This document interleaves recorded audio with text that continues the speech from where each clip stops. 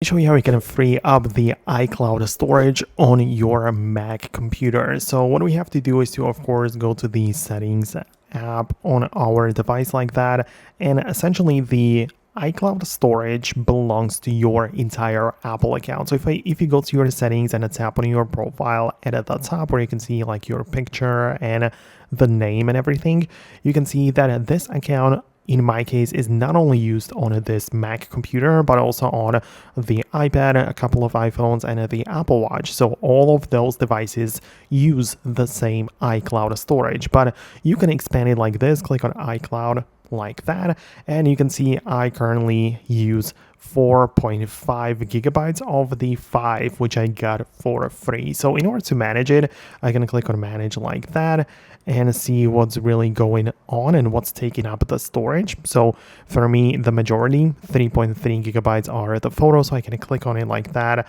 and turn off the photos and delete them from iCloud. This is going to free up 3.3 gigabytes of storage, but you can see I have a couple of backups as well. So you can see an iPad backed up last year. It takes up 600 megabytes, so I can decide to delete it if I wanted to, right? So that's something I can do.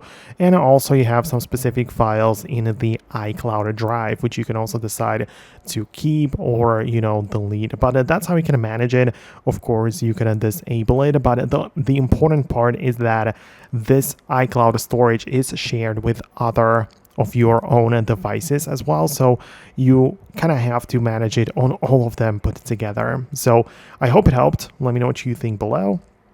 Subscribe for more, and I'll see you later.